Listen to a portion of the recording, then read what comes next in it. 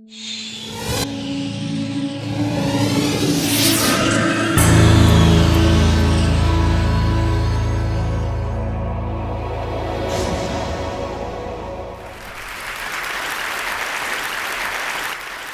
I want to do this afternoon is something a little different than what's scheduled. Foreign policy, you can figure that out by watching, I don't know, Rachel Maddow or somebody. But I want to talk about young people and structure. Young people and structure. This was last Wednesday afternoon at a school in Brooklyn, New York, a Cristo Rey High School run by the Jesuits. And I was talking to this group of students, and take a look at them. They were around me in three directions. You'll notice that almost all of them are minority. You'll notice that the building is rather austere. It's an old New York school building, nothing fancy. Still have old blackboards and whatnot. There are about 300 kids in this school, and the school's been going now for 4 years, and they're about to graduate their first class. 22 people are graduating, and all 22 are going to college. They all come from homes where there is, for the most part, just one person in the home, usually the mother or the grandmother, and that's it. And they come here for their education and for their structure. Now, I had this picture taken, and it was put up on my Facebook page last week. And somebody wrote in, "Why does he have him standing at attention like that?" And then they said, "But he looks good." He does look good, because kids need structure. And the trick I play in all of my school appearances is that when I get through with my little homily to the kids, I then invite them to ask questions. And when they raise their hands, I say, "Come up." And I make them come up and stand in front of me. I make them stand at attention like a soldier. Put your arm straight down to your side. Look up, open your eyes, stare straight ahead, and speak out your question loudly so everybody can hear. No slouching, no pants hanging down, none of that stuff. You know, and this young man, his name is, last name is Cruz. He loved it, and it's all over his Facebook page, and it's going viral. And so people think, I'm being unkind to this kid. No, we're having a little fun. And the thing about it, I've done this for years. The younger they are, the more fun it is. When I get 6- and 7-year-olds in a group, I have to figure out how to keep them quiet. They'll always start yakking. And so I play a little game with them before I make them stand at attention. I say, "Now listen, in the Army, when we want you to pay attention, we have a command. It's called at ease. It means everybody be quiet and pay attention, listen up. Do you understand? Let's practice." Everybody start chatting, and I let them go for about 10 seconds. Then I go, "At ease!" "Yes, General, yes, General." Try it with your kids, see if it works, I don't think so. But anyway, it's a game I play, and it comes obviously from my military experience. Because for the majority of my adult life, I worked with young kids, teenagers with guns, I call them. And we would bring them into the Army. And the first thing we would do was to put them in an environment of structure. Put them in ranks. Make them all wear the same clothes. Cut all their hair off so they look alike. Make sure that they are standing in ranks. We teach them how to go right face, left face, so they can obey instructions and know the consequences of not obeying instructions. It gives them structure. And then we introduce them to somebody who they come to hate immediately, the drill sergeant. And they hate him. And the drill sergeant starts screaming at him and telling him to do all kinds of awful things. But then the most amazing thing happens over time. Once that structure is developed, once they understand the reason for something, once they understand, "Mama ain't here, son. I'm your worst nightmare, I'm your daddy and your mommy." And that's just the way it is. "You got that, son?" "Yeah." "And then when I ask you a question, there are only 3 possible answers. Yes, sir, no, sir, and no excuse, sir. Don't start telling me why you didn't do something. It's yes, sir, no, excuse, sir.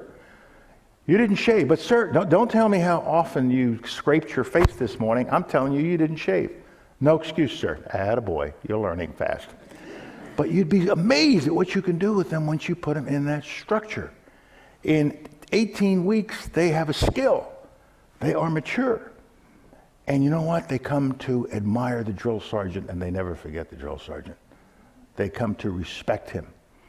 And so we need more of this kind of structure and respect in the lives of our children. I spent a lot of time with youth groups, and I say to people, when does the education process begin? We're always talking about, let's fix the schools, let's do more for our teachers, let's put more computers in our schools, let's get it all online. That isn't the whole answer. It's part of the answer. But the real answer begins with bringing a child to the school with structure in that child's heart and soul to begin with. When does the learning process begin? Does it begin in first grade? No, it begins the first time a child in a mother's arms looks up at the mother and says, oh, this must be my mother. She's the one who feeds me. Oh yeah, when I don't feel so good down there, she kind of, takes care of me. It's her language I will learn. And at that moment, they shut out all the other languages that they could be learning at that age. But by 3 months, that's her. And if the person doing it, whether it's a mother or grandmother or whoever's doing it, that is when the education process begins. That's when language begins. That's when love begins. That's when structure begins. That's when you start to imprint on the child that you are special. You are different from every other child in the world. And we're going to read to you. A child that has not been read to is in danger when that child gets to school. A child who doesn't know his or her colors, who doesn't know how to tell time, doesn't know how to tie shoes, doesn't know how to do those things, and doesn't know how to do something that goes by a word that was drilled into me as a kid. Mind your manners, mind your adults, mind what you're saying. This is the way children are raised properly. And I watch my own young grandchildren now come along, and they're, much to the distress of my children, they are acting just like we did. You imprint them. And that's what you have to do to prepare children for education and for school. And I'm working all the energy I have to sort of communicate this message that we need preschool, we need Head Start, we need prenatal care. The education process begins even before the child is born. And if you don't do that, you're going to have difficulty. And we are having difficulties in so many of our communities and so many of our schools, where kids are coming to first grade and their eyes are blazing. They got their little knapsack on and they're ready to go. And then they realize they're not like the other first graders who know books, have been read to, can do their alphabet. And by the third grade, the kids who didn't have that structure and minding in the beginning start to realize they're behind. And what do? They act it out. They act it out, and they're on their way to jail, or they're on their way to being dropouts. It's predictable. If you're not at the right reading level at third grade, you are a candidate for jail at age 18. And we have the highest incarceration rate because we're not getting our kids the proper start in life. The last chapter of my book is called The Gift of a Good Start. Gift of a good start. Every child ought to have a good start in life. I was privileged to have that kind of good start. I was not a great student. I was a public school kid in New York City, and I didn't do well at all. I have my entire New York City Board of Education transcript from kindergarten through college. I wanted it when I was writing my first book. I wanted to see if my memory was correct. My God, it was. Straight C everywhere. And I finally bounced through high school, got into the City College of New York with a 78.3 average, which I shouldn't have been allowed in with. And then I started out in engineering, and that only lasted 6 months. And then I went into geology, rocks for jocks, this is easy. And then I found ROTC. I found something that I did well and something that I loved doing. And I found a group of youngsters like me who felt the same way. And so my whole life then was dedicated to ROTC and the military. And I say to young kids everywhere, as you're growing up and as the structure is being developed inside of you, always be looking for that which you do well and that which you love doing. And when you find those two things together, man, you got it. That's what's going on, and that's what I found. Now, the authorities at CCNY were getting tired of me being there. I'd been there 4.5, going on 5 years, and my grades were not doing particularly well, and I was in occasional difficulties with the administration. And so they said, but he does so well in ROTC. Look, he gets straight A's in that, but not in anything else. And so they said, look, let's take his ROTC grades and roll them into his overall GPA and see what happens. And they did. It brought me up to 2.0. Yep. He said, it's good enough for government work. Give him to the Army, we'll never see him again. We'll never see him again. And so they shipped me off to the Army. And lo and behold, many years later, I'm considered one of the greatest sons the City College of New York has ever had. So I tell young people everywhere, it ain't where you start in life. It's what you do with life that determines where you end up in life. And you are blessed to be living in a country that no matter where you start, you have opportunities. As long as you believe in yourself, you believe in the society and the country, and you believe that you can self-improve and educate yourself as you go along. And that's the key to success. But it begins with the gift of a good start. If you don't get that gift to each and every one of our kids, if we don't invest at the earliest age, we're going to be running into difficulties. It's why we have a dropout rate of roughly 25% overall and almost 50% of our minority population living in low-income areas because they're not getting the gift of a good start. My gift of a good start was not only being in a nice family, a good family, but having a family that said to me, now listen, we came to this country in banana boats in 1920 and 1924. We worked like dogs down in the garment industry every single day. We're not doing it so that you could stick something up your nose or get in trouble and don't even think about dropping out. If I had ever gone home and told those immigrant people that, you know, I'm tired of school, I'm dropping out, they'd say, we're dropping you out, we'll get another kid. You don't do.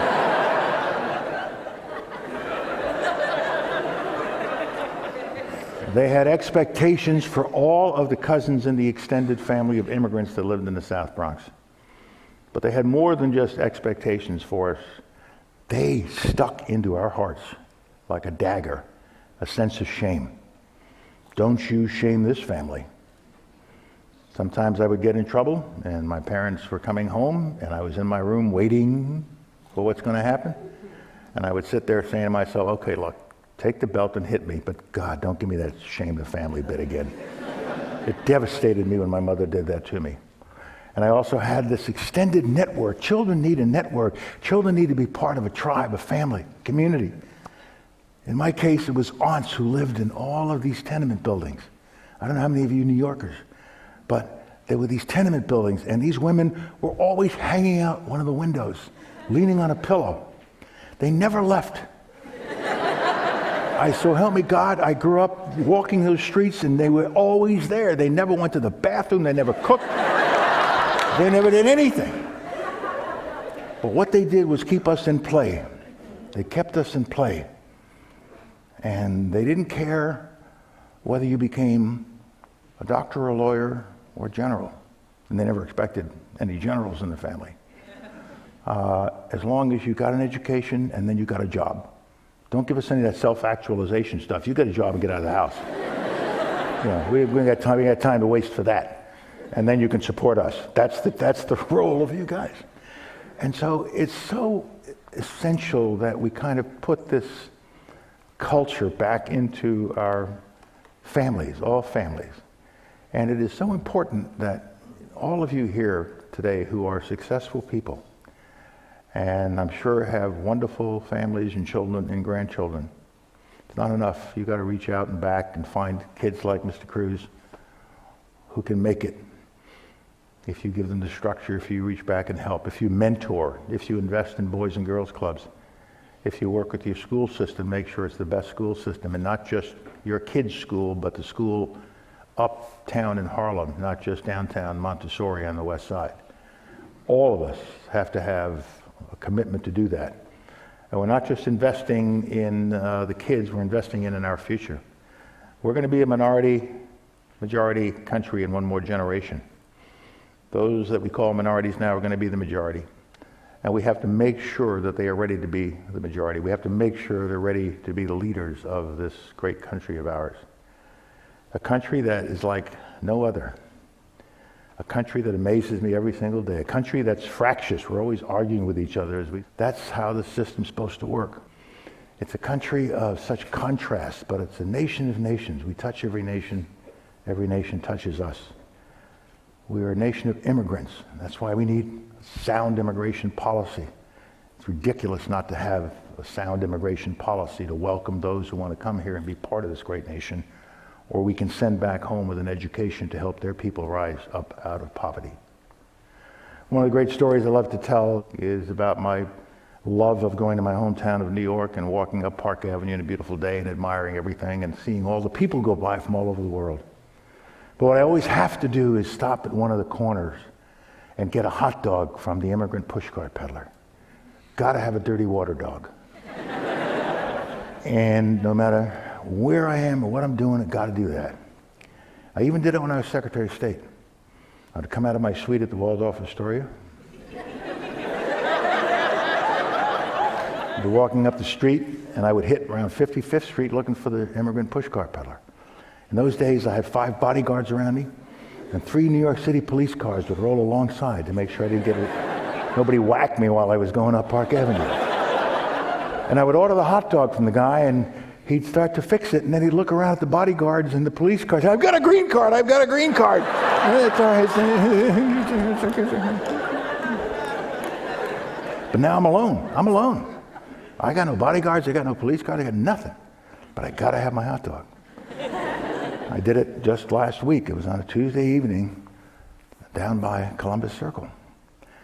And the scene repeats itself so often. I'll go up and ask for my hot dog, and the guy will fix it. And as he's finishing, he'll say, I know you, I see you on television.